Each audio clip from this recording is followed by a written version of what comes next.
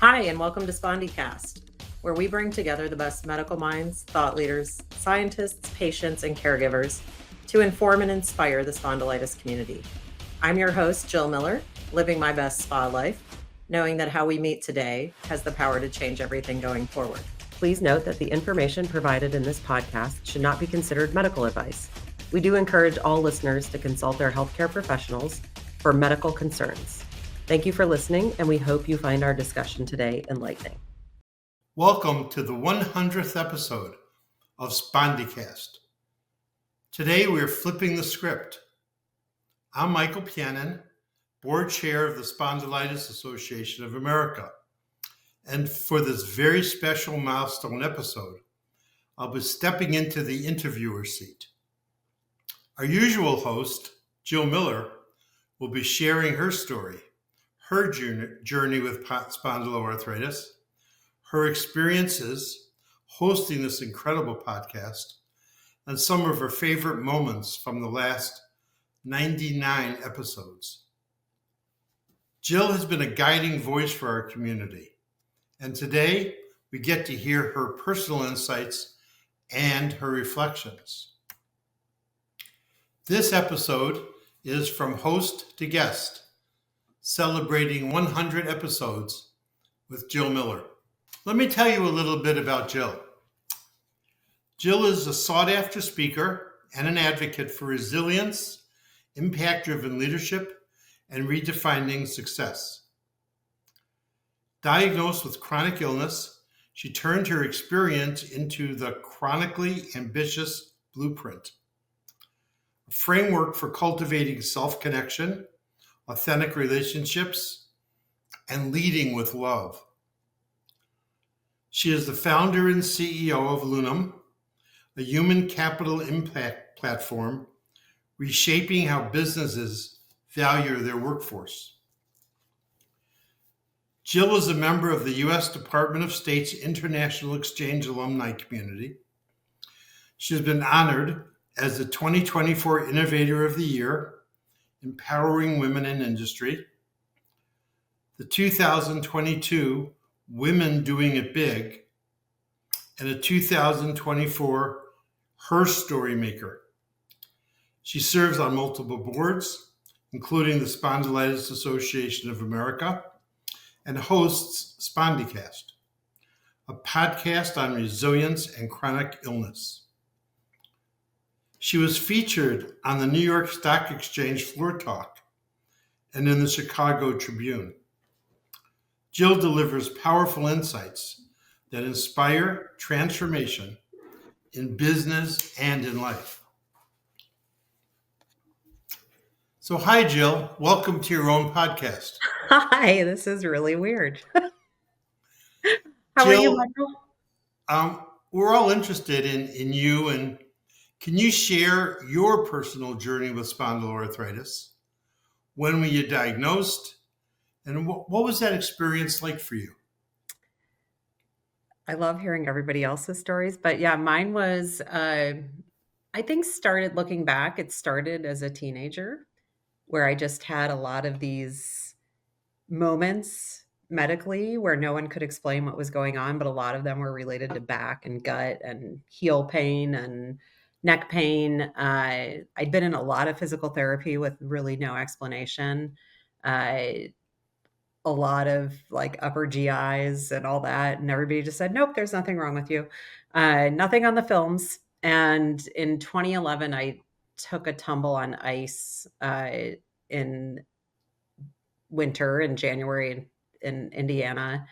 And I had a concussion and some other, musculoskeletal injury, but it should have been getting better, and it wasn't getting better. It was getting worse and worse and worse. And by 2012, I actually changed jobs because I was so miserable and so fatigued, and everyone just kept saying, like, you're fine, you should be fine, everything should be fine.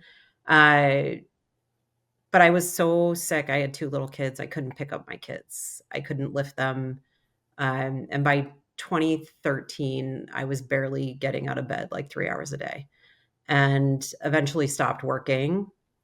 And in that time, that 2.5 years, I had been to, I don't even know, I'd been to a naturopath, I'd been to a pain doc, I'd been to an what I would call an integrative doc, which I don't think was the greatest, like most experienced integrative doc. I I'd just been through the gamut, and like most of the listeners I've and people I've talked to on this podcast, there was a lot of like, well, you have fibromyalgia, or there's nothing wrong with you, or you're nuts, or like here's just another pain pill. And uh, by 2013, I was also on like a number of medications, which was horrendous. And someone finally said to me, they said, "Have you seen a rheumatologist?" And that changed my life. And I went to see Dr. Arnold, who we've talked about a lot on this podcast. And I went to her office, and she came in and she said, "Tell me everything." And we spent the next, probably, it was almost 2 hours by the time we did blood work. And she said, "I think it's either spondylitis or psoriatic arthritis. And we're going to do some blood tests. We're going to figure it out. You're not crazy. And then we're going to make you better." And 2 weeks later, she walked into the office and looked at me and she said, she actually, her eyes welled up with tears. I tell this story in the episode where I interviewed her. And she said, "You have spondylitis, and I know what this means for a mother your age, and we're going to help you get better." So I'll never forget that day, even though I couldn't say axial spondyloarthritis. So it's hard to say and it's hard to live with. I know. Yes. Um, how has living with this disease shaped your perspective on your life, your work, your family? How has it shaped the way you look at the world? So it's interesting because you met me in 2020, I think, when I was on the other side of a lot of it. But in shortly after diagnosis, I had reached out to SAA, and once I started feeling better, I started with a support group, which I found I wasn't like overly, I wasn't very good at support groups, but that's another story. And Gail, who runs the support group in Chicago, she's just my hero. But we ran some of that together, and that was super helpful. And in 2017, I started to feel like myself again.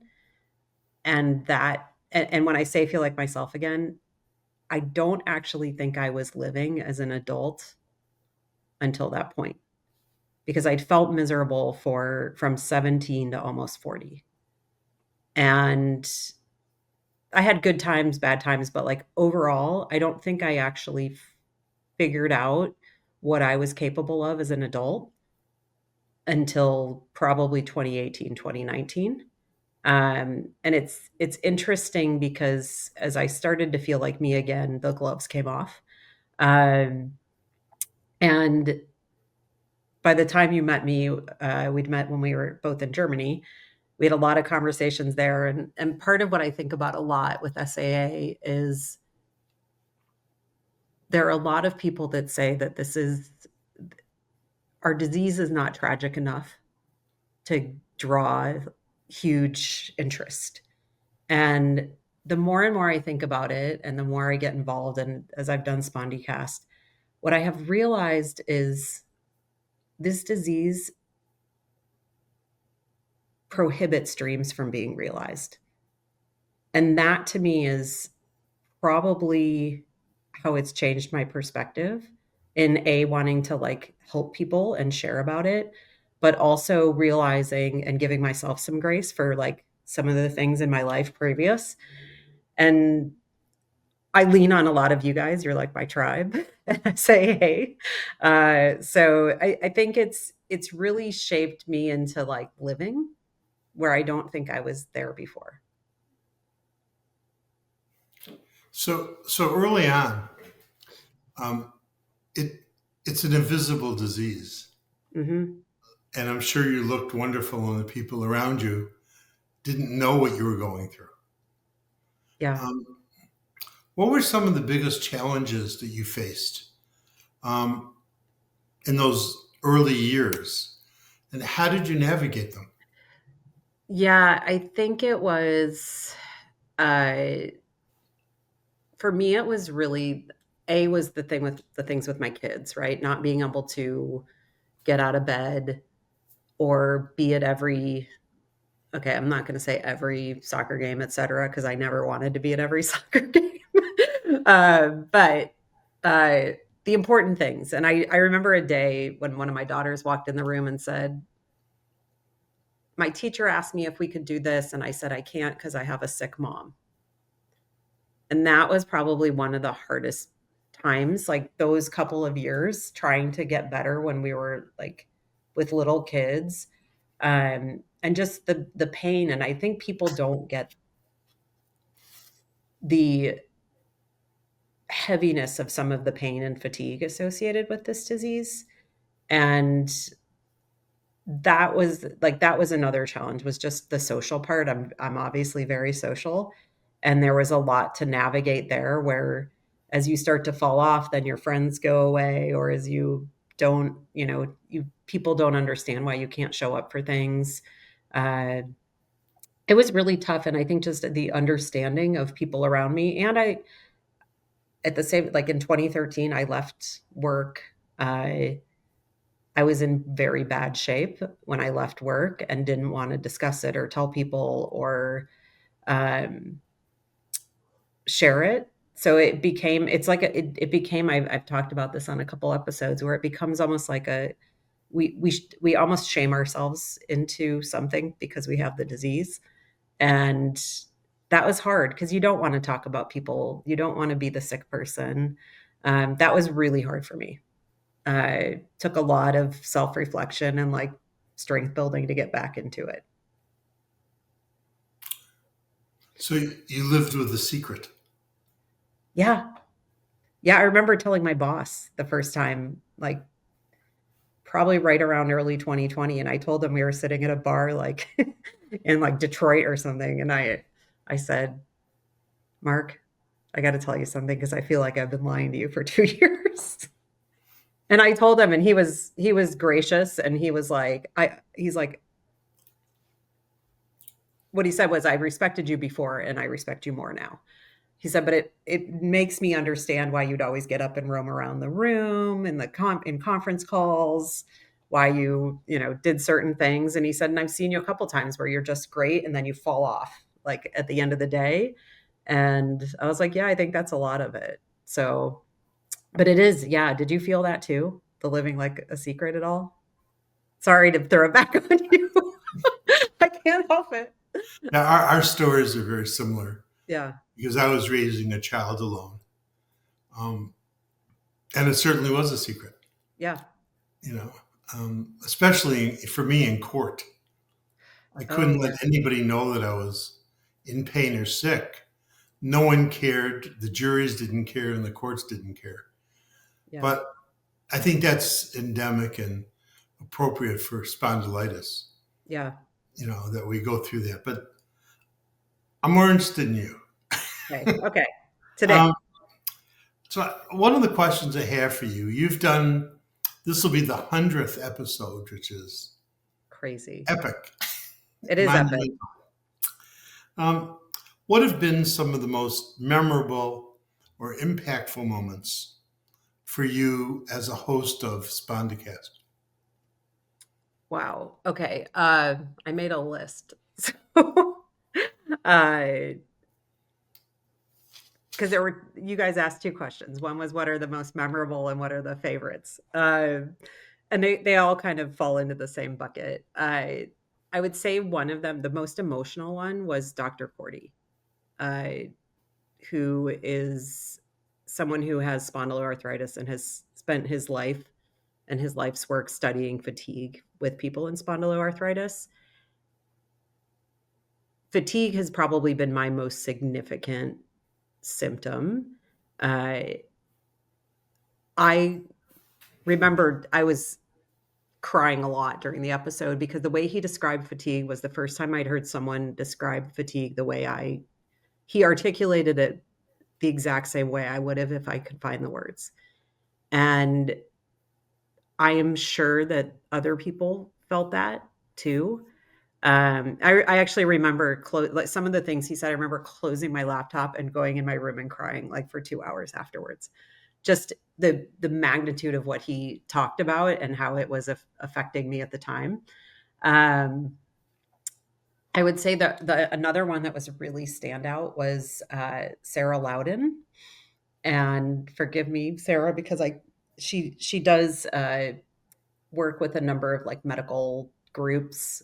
She's an entrepreneur, and listening to her and her like spirit and her journey in entrepreneurland, I very much resonated with her. A lot of the work ones, right? Like a lot of the ones related to work are I'm kind of obviously a workaholic, as you've all figured out. Um, one of my absolute favorites that it came to life in a real way was Kurt and Grant Roca, who do the Capital Cup every year, and they donate back what they win to spondyloarthritis.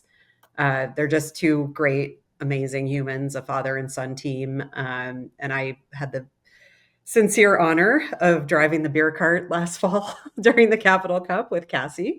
Uh, and then there are people who I feel like they are there are a couple people who like I feel like they've become friends. Uh, Jana Lomax, I love. Like that woman I love. She's a psychologist. And I first came across her in 2018 at the Denver support group leaders meeting. And when we started Spondycast, one of my first requests was somebody go find that woman that talked about how to prevent a chronic disease from becoming, or an acute flare from becoming a chronic flare. And we've had her on a couple times. Afton Hassett, who is at University of Michigan, and we've done a number of. I've been on her podcast now. She is this woman who has dedicated her life to pain and the understanding of pain and resilience factors in pain management. She runs the. I'm going to get this wrong, but the Chronic Pain and Opioid Center at Michigan, uh, and it made me realize reading her book. I remember I was I was reading her book, which is called The Chronic Pain Reset. It's an amazing book. I think it's like it should be a New York Times bestseller.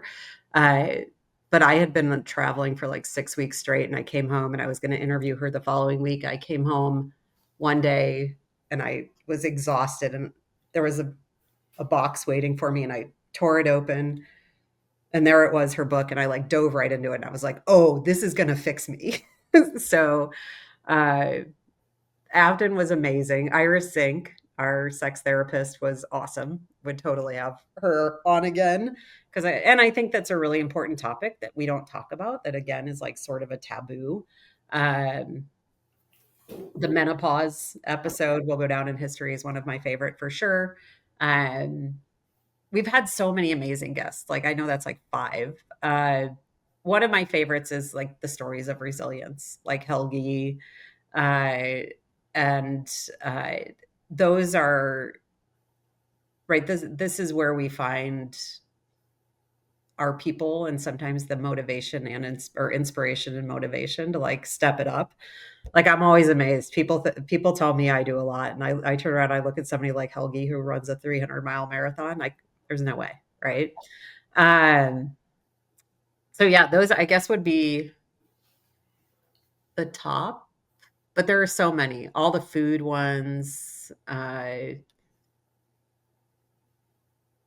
can go on forever. Well, you can if you wish. Okay. I think there is also there was this theme. Okay, as you know, everybody knows. I think I always talk about data on Spondycast, and I'm fascinated by the number of conversations we've had that fall into certain buckets. And I started looking at them a little differently after. Have you seen Blue Zones? Of This course. documentary? Yeah. I started classifying them as like the blue zones for AS. of the 100 episodes we've done. And we've, right, because the Blue Zones, for anybody who doesn't know, is a, his name's Dan Bittner. Uh, and he was a professional cyclist. He cycled all over the world, and he wanted to solve one big problem in the world, I think is the way he talks about it. And what he started to realize, there was a pattern to certain areas of the world where people live to be over 100 most frequently. And I resonated a lot with him when I started watching it, because you see him and he talks about, he goes, and there's this place in Japan where all these people live to be over 100. And he goes, and I thought, that is a problem worth looking into. Like, that is a solution worth looking into. And so the Blue Zones, I know you can quiz me, but I probably won't remember all of the areas. And there are 5 areas in the world. One's in Greece, Costa Rica, in one of the poorest areas of Costa Rica. Uh, the other one is um, Well, there's in 3. Okinawa, What's that? Okinawa, Okinawa, Japan. That's right. The right? purple sweet potatoes, which I have in my fridge. So it was Okinawa, Costa Rica, Japan, or Okinawa, Costa Rica, Greece, Italy, and one is Loma Linda, Right. California, right? Which was blew me away. And I watched Blue Zones. I don't know when it came out, but I watched it after we interviewed a few doctors from Loma Linda University and the integrative medicine group there. And well before I watched Blue Zones, I can remember saying, you know, you guys are like my favorite doctors because you talk about all the stuff that I love, which is like sleep and eat right and, you know, what are you putting in your mind and what are you putting in your body? And as it turns out, right, the Blue Zones are the right outlook, the right food. And by the way, I've started using the one for the 80% rule. So stop eating when you're 80% full. Um, Connection with human beings and strong social networks, and a sense of belonging. And I do think there is this like find your tribe thing.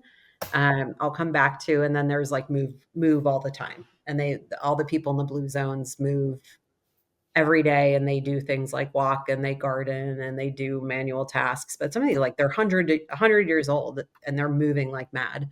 Um, the connection one, I think, for a lot of us with spondylitis is a hard one, even for as uh, outgoing as I am. It has been a long time and a hard road to find like what I'd call my tribe. And I think one of the things that I love about Spondycast is I hear from people who tell me about, you know, listening or getting connected with SAA, and that they do find that we are their tribe and that we understand them. Um, so that's really important to me. But yeah, I think the 4 themes I came up with were right, medical treatment and diagnosis. We had many episodes that consistently address the journey and the evolving landscape, which I think is really important. Breakthroughs, medications, uh, and the treatments to begin with. We went through all of those. We did holistic and integrative wellness, which is probably my favorite, right? This is a lot of, well, it's probably in my top 3 of 4. But we did a lot of like non pharma approaches for overall well being. And I know there were times we did some really like, my rheumatologist calls them woo woo. She's like, we're going to try something woo woo, um, which might be something that isn't researched, but it won't hurt you, or it could improve your mood. Uh, and some of those were interesting. Like there were a couple on like grounding, and grounding was really interesting to me. I had never thought about it. And then I realized at that point, I probably hadn't been like outside touching grass for like 4 weeks, because I'd been like airports and hotels and elevators. Uh, Sandra Voss was amazing. like our earliest yogi. And we did a whole pranayama breathing class, which I'm a big fan of. Uh, let's see, we did massage, physical therapy. Alex Levine is the best. He's awesome. He's also got spondylitis, or I should be saying spondyloarthritis to be appropriate. But it was like this was all like stress reduction, rebalancing, mental health. Uh, then we got into nutrition a lot, and there was an obvious uh, through line there was like nutrition, gut health, and inflammation management. And more, even the last few years, I find that like when I eat the foods that are known to cause inflammation, like sugar and booze and lots of gluten, highly processed foods, I feel worse. So I'm going to say that's like enough evidence for me to kind of stay on the side of a healthier diet. But those are like we've got into gut biome, which was fun. I think with Dr. Rosenbaum, the microbiome I think is the future. Uh, I think there's right. I'm beginning to believe we have three guts. One is our heart, our head, and our gut. Um, we did Ayurveda, which was awesome with my Ayurvedic person, Lori Beth. Nutrient depletion was one we did too. Yeah, so I mean, I can go on for hours, and then, but overall, food is a common thread throughout the management of this disease. Uh, and then community, right? And I think that was the personal stories again, like going back to uh, Helgi and I'm going to forget the name of the weightlifter. Um, that's not going to come to me. But the other thing was advocacy. Like that really came through, and we'll talk about that a little more. I think down the road. But the advocacy and policy is going to be huge for us, particularly in the U.S. I think, and in developed countries over the next few years. Um, yeah, it's been a journey. Sorry. So one of the things you brought up, and it was in the blue zone analysis, Uh-huh. is community, and you've brought it Yeah. up a number of times. So one of the um, in the scientific articles regarding chronic pain, whether it be from spondyloarthritis or other chronic pain diseases, isolation, social isolation, and family isolation are one of the big problems people have faced. Um, have you faced that? And if you did, how have you worked on that? And how have you Yeah. gotten over that concept of isolation? So, as I said, there were several years where I really didn't interact with many people outside of like my very nuclear family. And I went from being super social to almost, I wouldn't call myself a recluse, but like very isolated from my people. I wasn't traveling, etc. Somehow I found a way out of that. Uh, and really, it was telling myself I was going to find my way out and that Superman wasn't coming. And I had to like really do this and I had to do it for my kids. And I think I almost did it on autopilot in the beginning. And it was like getting back and going to the gym, going back into the workforce was big after a few years off. But it was forcing myself and truly asking myself, like, if I was going to cancel something because I didn't feel good, was like, am I going to cancel this because I don't feel good and I'm not going to be able to go to work tomorrow? Am I canceling it? I could probably do it, but yeah, I should go ahead and do it. And there was a lot of self talk in that. Uh, and I really began, I think I personally, and I'm sure a lot of other people, I personally began to push the limits of what I thought were the boundaries of the disease for me personally, where I was at in my journey on the disease. Um, and I will tell you with high degree of certainty. So if you recall, like when we first met in Germany at that summit, it was a week before, 2 weeks before COVID started. Right. And I came back to the US on March 1. I'd been in the Louvre the last day it was open. I was home for 3 days and then I went to Denver for work. And I was in Denver for like 5 days.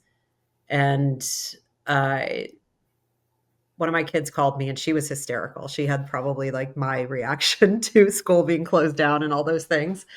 Jumped on a plane home and there was already no toilet paper left in the world. And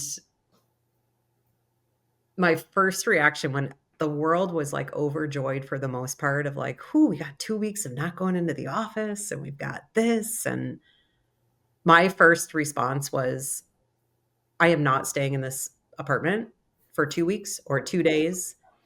I am going to do everything I can to find an excuse to get out of this place. Because if I have to be cooped up in my house for 2 weeks, which turned into what, like 8 months, I am going to jump out a window. Like, and that was I remember having that thought like by March 15th of 2020, like, I am not doing this again. I have been isolated before. I can't, like, I didn't know if I could survive it. And in fact, when I was working, I was working in the agricultural sector at the time. And we did have customers who were delivering product to grocery store shelves. So I raised my hand every time we had an angry customer, like, I'll go. You guys need somebody to go? I'll go. Put me on a plane, put me in a car. I remember driving from Chicago to Nebraska and I could not find a place with an open bathroom in a single day. It was horrendous. Um, and it gave me, you know, being like on the immunocompromised side was really like okay, I can tell you my rheumatologist was freaking out. She did not like what I was doing. Uh, and it penalized me and like not being able to get my meds sometimes. But I feel like my mental health survived. And I survived. I mean, I didn't get COVID till like late 22 for the first time. Um, but I think it goes to like what we put in our heads can also, like, what we're thinking can also uh, affect us. And I think there's also like a lot of us stop moving, which is not good for this disease. Yeah, I was just terrified. So getting out of it it was just sheer will, I think, in 2017, 18, and coming back into the world. And I also found I have a whole new outlook on the people that I spend time with. And I'm really grateful for that. And I probably now am whatever the opposite of isolated is because I'm never home. And that's okay too. I'd like to take you back a little bit. So you said that it was 2013 Hmm. that was that when you were diagnosed? Yeah. Okay. So in the time right before you were diagnosed, um, were you active before you started having the symptoms of spondyloarthritis? Were you physically active? Yeah. It's a really good question. So I was never like, I'd call myself a gym rat these days more so than I ever was before spondylitis.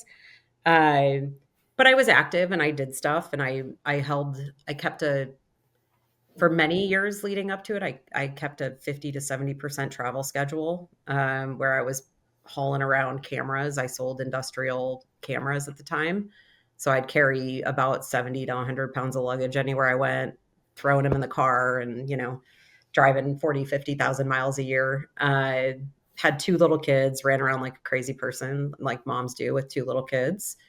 Uh, I did gym stuff and walked but not to the extent that I cared about uh, good form and being really active that I do today. So my question really went to the period where you started getting the more significant symptoms, Yeah. where, I mean, I don't know your experience, my experience. was I was having trouble walking.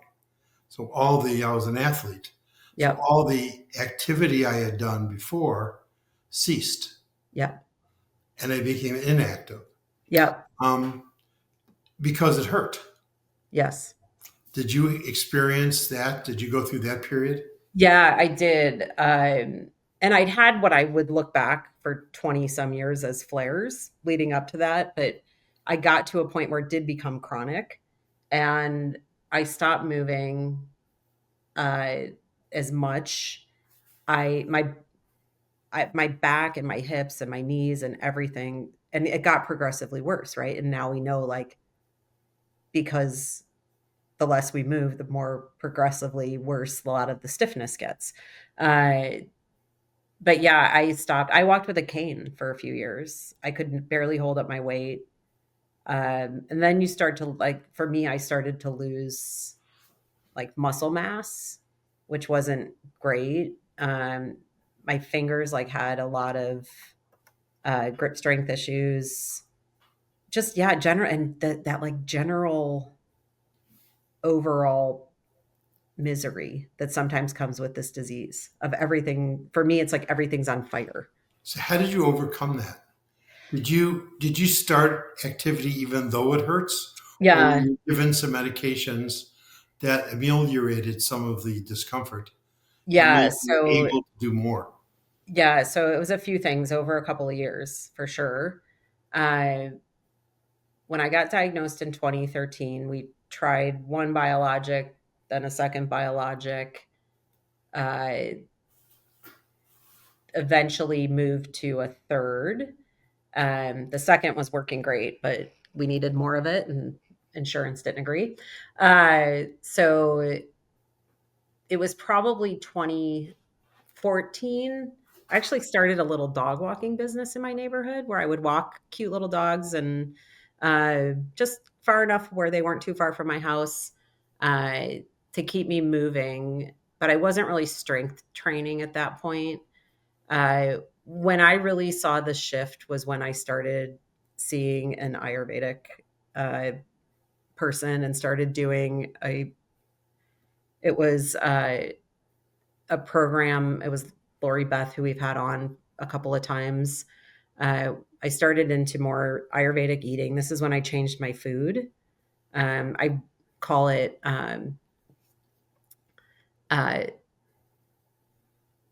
like gluten limited is the word I use because I never went completely gluten free, but that helped significantly and it helped all my gut issues.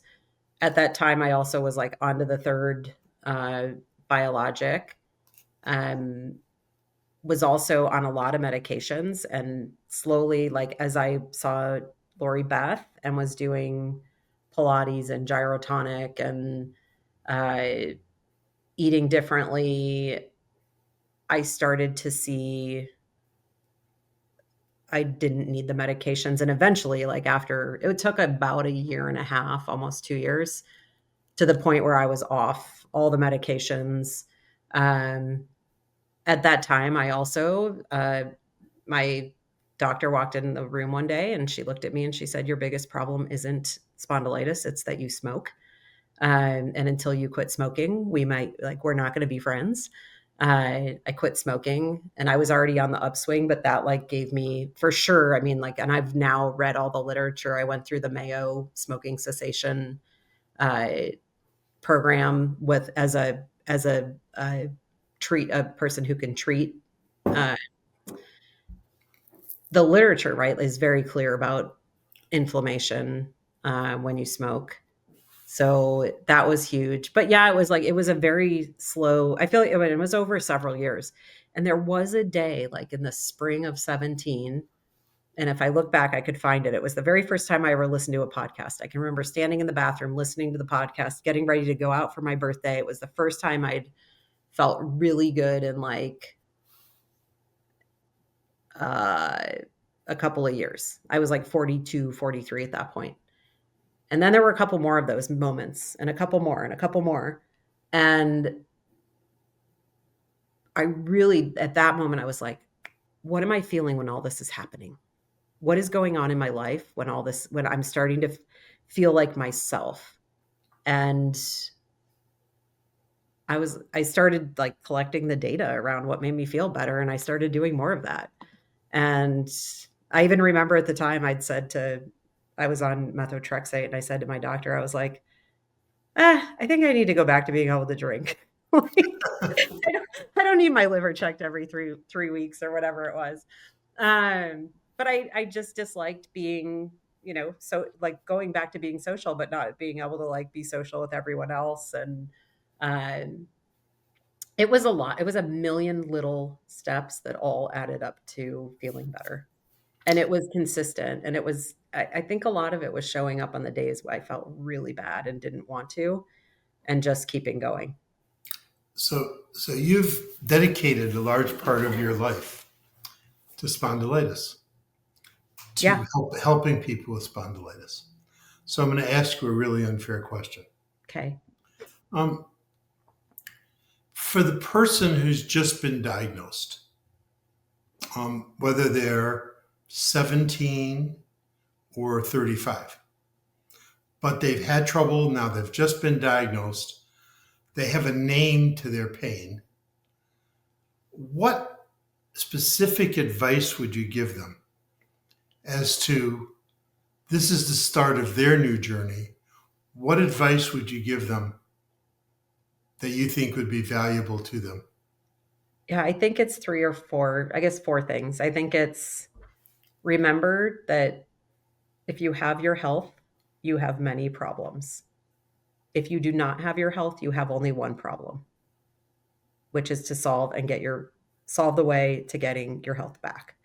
Uh, I believe for many of us, there's always a spectrum of the disease, and I have a lot of empathy for anyone at all on the spondyloarthritis road. But I think there are a number of times when I have met people and I have encouraged them to push, and they say they can't push, and we get going and they push a little harder. And I'm kind of tough love, I think, when it comes to this stuff. But I think you have to push hard, and I think that's you know the the part about steeling yourself for a journey. Like you have the word warrior is like real when it comes to spondylitis, right? And it's how do you prepare yourself for that journey? What I have experienced and have seen a number of people experience is that it may get worse before it gets better as your immune system is so depleted, and then you start getting these drugs into you, and they can wreak havoc on all kinds of different parts of your life and your skin. And uh, you went from like never having the flu to all of a sudden you get every time someone sneezes you've got pneumonia.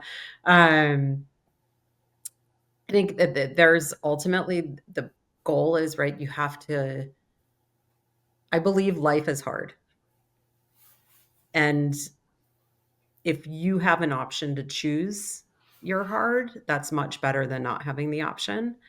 um and I think especially for young people getting ahead of it, uh, I also would say if you don't feel heard by your doctor, your medical team, you need to find a new doctor. That's really, really, really important. And I think as a patient community, we have to challenge our providers at times just as much as they challenge us. Uh, we are the only people who will advocate for ourselves better than anyone else. And I know we've actually had some episodes on this where you may want to toss it off to someone in your circle to come in and help you with that. But advocating for yourself is, I think, one of the most critical pieces. And I feel really blessed to have the medical care that I have. Um, and I think the fifth one would be, I'm going to add a fifth because I always add an extra one. Uh, when I went through my journey, I had a decent living, but then went to having no living and two children, and it was not easy. We made the decision to spend extra money paying for things that were out of pocket. And I believe that made a huge difference. And I know it's it's very hard, and there are a lot of people with this disease that have um, limited budgets, but I have never felt like investing in my gym and showing up 3 times a week. People always say to me, "Oh, you belong to that gym. It's really expensive." And I always look at them and I say $960 a year on my health if I'm showing up there 3 or 4 days a week is never going to be expensive. So, knowing you as I do, you work, you have your family, you do the podcast, you're involved in more things than I can count on my fingers. Oh, how do you manage to do all that, Jill? It's a good question. So I'm consistently overloading myself. I know that. Uh, I do feel like there was a point when I started feeling better, I stopped caring about the small stuff to some degree. Like, were the dishes all done and was my bed made when I left? And did I remember everyone's birthday? And I sort of canceled holidays for quite some time and still today.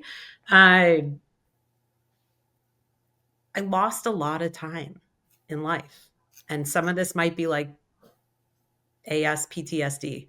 Uh, but I always, there is so much time in our day. I think of doing Spondycast and some of the other work I do as uh, that's non-professional work, but I think of it as like active recovery to a large extent. Uh, I just I always seem to make it through, and there was always room to like help out, right? And there are times when I can't, and I'm a disaster, and like I don't read the board packet as much as I should. I'll admit. Um, and I fail every day, and I'm only looking for a B minus is my threshold for life. But I try to balance what's exciting and what's meaningful, and I say no to the right things, I think. Most of the time. Sometimes, I just fall off but yeah, it's not that hard. I also have built 20 some years of keeping for the most part. I enjoy the constant travel and change and I have my rituals that keep me grounded. I will say I'll do a plug here for Hilton Hotels. Right, like I'm a Hilton person and an American Airlines person because I know when I go to a hotel that's a Hilton, I know where the bananas are every day. And for some people, they want to have this like exotic meal when they travel constantly or when they travel. I travel so much that I want to know things are in the same place everywhere I go in the world.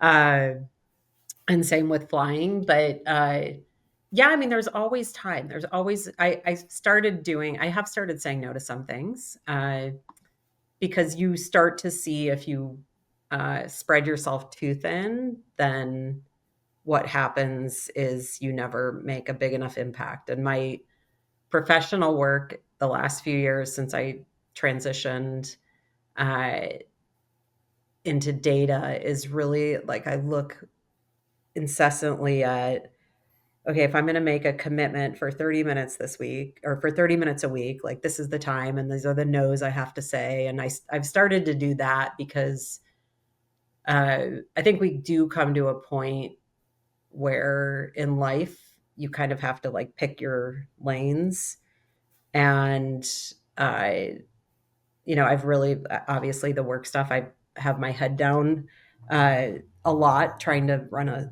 decided to start a startup at 47 with a chronic disease and like no experience as a SaaS data company. Um, but I believe in what we're doing, right? And I think that fuels me a lot on the work side. I believe with every grain that if we can find a way to value people differently in the workplace and deliver the right arguments to the C-suite and the CFO, we can change the world. I believe it wholeheartedly. Uh, it's never easy. And then on the flip side, like on spondylitis, I get more excited and like motivated to continue to do more because I see what we've accomplished in just the 3 or 5 years I've been involved. Uh, all the work that the research, the changes, the people we've been able to reach. Question one question you asked me earlier was like some of the standout moments. And some of those standout moments are that what fuels me is like when people call me and they say, or they reach out on LinkedIn and they say something like, I've listened to every episode and you've been with me every episode on my journey. And I was here and I'm here now. Or, uh, uh, Bruce, I'm going to forget his last name. I interviewed him. We did uh,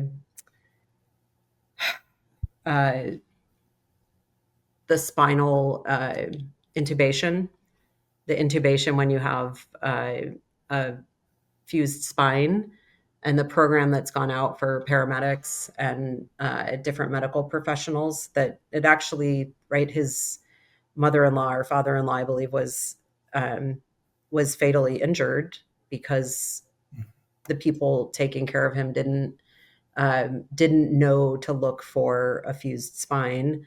Uh, and after our episode, he reached out and told me that someone up in Canada had reached out and asked that they had a similar situation, and they wanted to start a program in Canada for their the province they were in. So things like that, and I somehow managed to always get like 8 hours of sleep. Um, Most of the time. I don't know. I actually don't know. I used it my bio used to say that I was a multitasker of miracles. Wonderful. We've talked a lot about the past. Let's talk for a Yep. moment about the future. Okay. Um, so, as Spondycast reaches its 100th episode milestone, what are your hopes for the future of the podcast? And what are your hopes for the spondylitis community as a whole? What do you see in the future? Yeah, this is a really good question. This is the question I always ask, which is what's your moonshot? Uh, so I think it's a couple of things. I think we all agree faster diagnosis is something and a cure. Um, I was looking at stats today that showed it's 1 in 150 people globally. Like it's a really costly, expensive disease that is we need to address it. Right? There's a huge need to address this disease and how we eradicate it. So that's one. I would, let's just eradicate the disease. But I think we need to get research money flowing. Um, One of the things I also think about a lot, and anyone who listens probably hears the through line of how do we take more things that are research oriented and move them through the translational pipeline to become whether it's commercial or productized, or how do we start taking this research and making it something that people can connect with every day. I think a lot about that, and so I might be throwing into my universe another startup. That's on my mind a lot. But like Michael Weissman and I talked about this 3 or 4 years ago. Like, how do we take some of this stuff and we get it to where it is part of people's daily routines? Um, so I would love to see that. I I would love to figure out how we take pain from people because pain is the hardest part. And that's on the research side. For Spondycast, I hope we get to keep doing it. I really hope we get to do another 100 episodes. I'm in if you guys are in. And I think for it, we can't do it without the people who listen and of course our sponsor at AbbVie. But we can't keep going without people listening. And it's unfortunate that we have a captive audience who all has a disease. But I'm really hoping that we get more we are able to make the disease more visible to the general population. I think there's a huge opportunity there. Uh, and advocacy, man, policy, advocacy, and these insurance companies, we have got to do something. So that's a big one on my list that I've probably ignored more than I should have. So yeah, um, I think that's about it. And I mean, really, I mean, from the whole 100 episodes, I would be very remiss if I did not thank everyone at SAA, especially Jason and Melissa. And I know I'm missing a bunch on the programs team because you guys might not know this, but all I do is get on and ask questions. So I have the easy job, and they do all the work behind the scenes, and Jeff, of course. And uh, I couldn't do that without them. I'm not this organized. So that's been really amazing. And listeners, I mean, I think the listeners, what I would love to see more from listeners is interactivity when we post new episodes and feedback, or sharing stories or suggestions. Uh, there's one thing I've learned in startup land is the more people that share it, like it, tag it, uh, the more of a difference you can make to proliferate it within the community and find uh, sometimes the financial support for an organization like this that you need when you can go to donors and show them your numbers. Um, what did I miss? And So, just yeah, sorry, go ahead. just because what you're on is a question I'd like to ask you. Yeah. Um, what message would you like to share with the listeners who have been with you on this journey, this 100 podcast journey? What message would you like to share with them? What do you want to say to them? Oh gosh, you threw a curveball. You weren't allowed to do that. I would like to say, like, first, thank you, and we hope that you, while we're seeing you on audio or you're listening on audio, like I hope you feel like we see you and we hear you. I think the team does an impeccable job at curating like a variety of stuff, but if there are things we're missing, we'd love to know. And I think the other thing is, listen, after all the last 10 years, uh, I, my advice would be like continue to find ways to connect with yourself because I think that's how we connect with the larger world. And that yes, hope can be a strategy, and it's mine most days. Thank you. It's been a joy listening to you and having you share with us your experiences and your knowledge and your hope. So thank you so much for what you've done, and Thank thank you. you in advance for what you're going to do into the future. It's been a joy, Jill. Yeah, thank you, Michael. It's been great. I'm like this is my favorite hour of the week.